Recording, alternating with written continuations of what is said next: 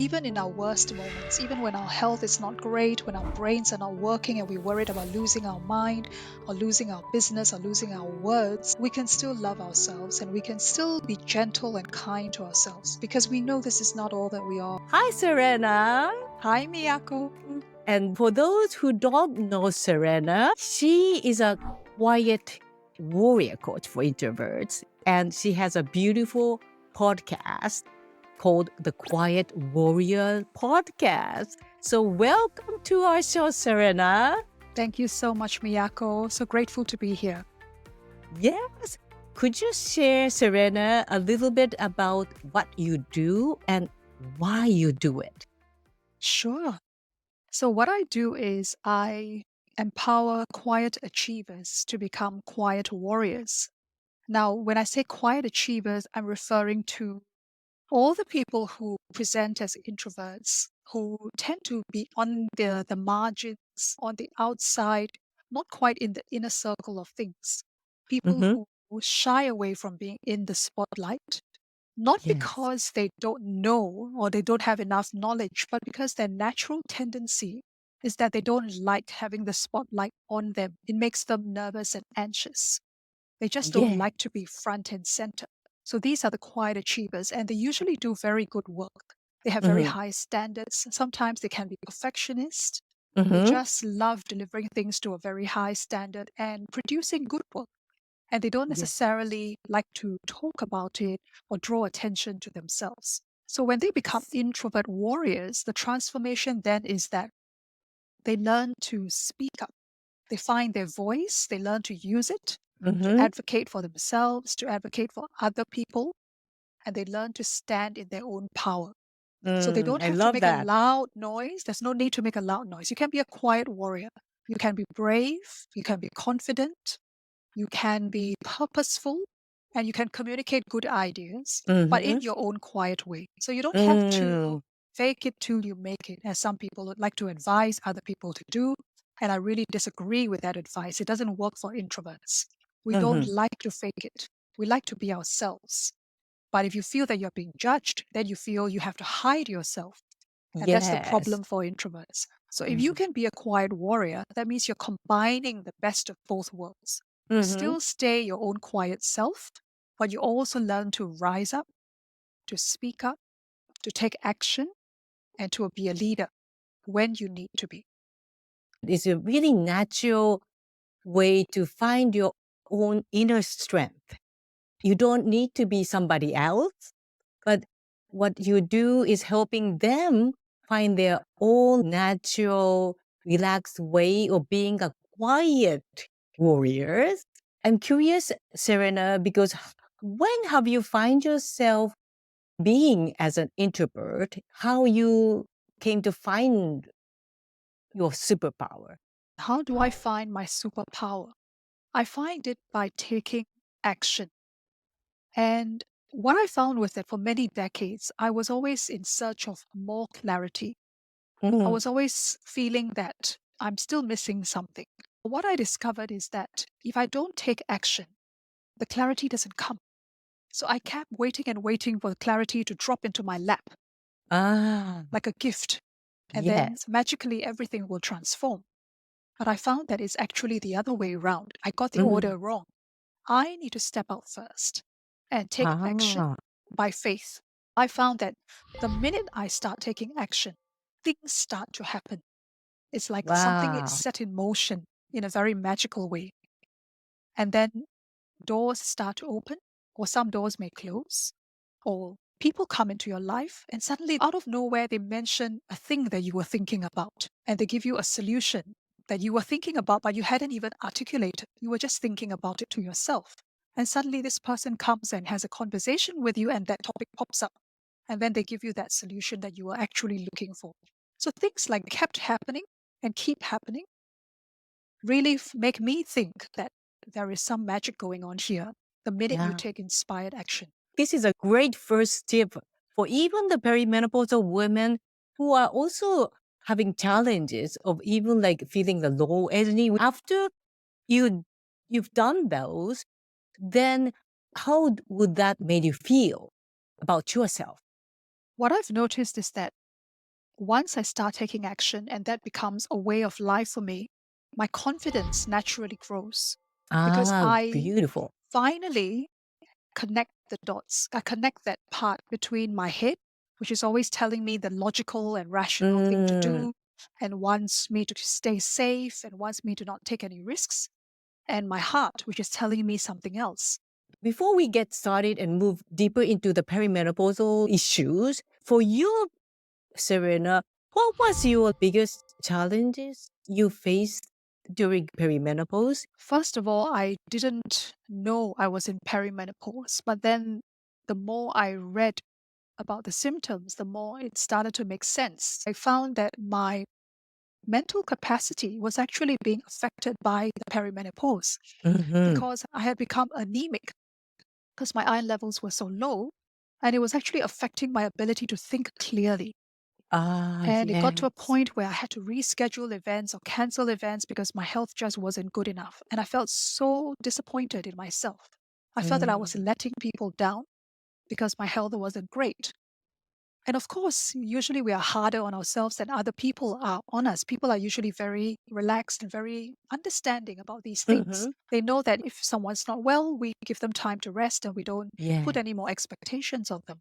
But the funny thing is, we put expectations on ourselves. Mm. And so I needed to learn to manage my own expectations, my own boundaries, and not to Wow. feel guilty that sometimes my health did not permit me to be as active as I wanted to. The symptom itself, like the low energy and the busy mental like situation happen. But what often the case I see my clients is about self blame. And that's not only happening to my clients, but I see in myself too. I was not giving myself permission to rest fully, to accept that my body has limitations, that as I get older, I need to make some adjustments. I wasn't ready to make those adjustments. I wanted to keep powering on. I felt I've got so little time and so many things to do, and I want to tick things off the list. And I want to feel accomplished. I want to feel that I've achieved all these things because that gives Hmm. me a feeling of satisfaction. When that gets derailed, then I feel disappointed in myself. Could you let us understand what have helped you mentally or emotionally? Mentally, I realized that even though I know a lot of the theory around self care and around unconscious mind and subconscious programming and how that leads to my habits, I hadn't actually embodied it. So Mm. I had to learn that my identity is not attached to the current situation that I'm going through. I've got all these wonderful people on my team now helping me to Great. regain my health. And that makes me feel very grateful as we are all working together. It's a collaboration. Mm-hmm. And I decided that I would take seriously all the solutions, all the suggestions, all the recommendations. And then I think the most important thing is to be willing to ask for help. That Yes. means to be willing to let people know, hey, I'm going through this challenging time with my health. I've got these perimenopausal symptoms. Do you know anything? And amazingly, I've had like within days of just talking about it very casually, all these wise women who are older than myself and have been through it Mm-hmm. have started sharing with me their natural remedies. Mm-hmm. Have you also found yourself doing some of the physical thing? But what has helped you physically? Yes, so the chiropractor has prescribed certain exercises that I need to do every day. And Right. every time I go, he will ask, oh, how is your exercises coming along? Are you doing them? Yeah. And I'm always very happy to tell him, yes, I've been doing them. And of course, he can tell just by the mobility whether I'm doing them properly or not. But the other thing is, I've made sure I go out into the sunshine. I Mhm. make sure I go for a walk as much as I can. Even while doing those unexpected challenges coming, is there any other tip that you can share? I think it's to give yourself grace and acknowledge when your energy, your headspace, you just can't do those things. Because when I go networking, it takes up a lot of mental energy. I have to talk to people. I have to make small talk. I have to listen carefully. I have to ask questions. How does that make you feel right now?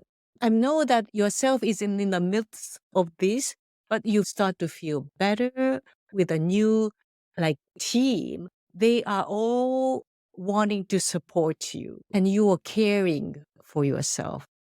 I think the key word there is supported and also allowing. Previously, I would have tried to control everything.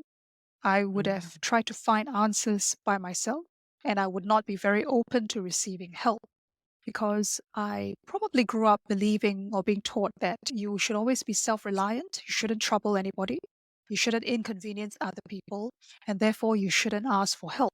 And Mm-hmm. also, asking for help when I was growing up, it was like a sign of weakness. Because you're not mature Yes. enough or you're not competent enough to take care of your own problems. You trouble other people, and then other people have to help you with your problems. But now, Right. what I'm seeing is life is a cycle of giving and receiving. There Yeah. are times when we need a little bit more from other people, and we can ask and we can receive with gratitude. And then when we are in the position to give, we can give generously. And that keeps the cycle going.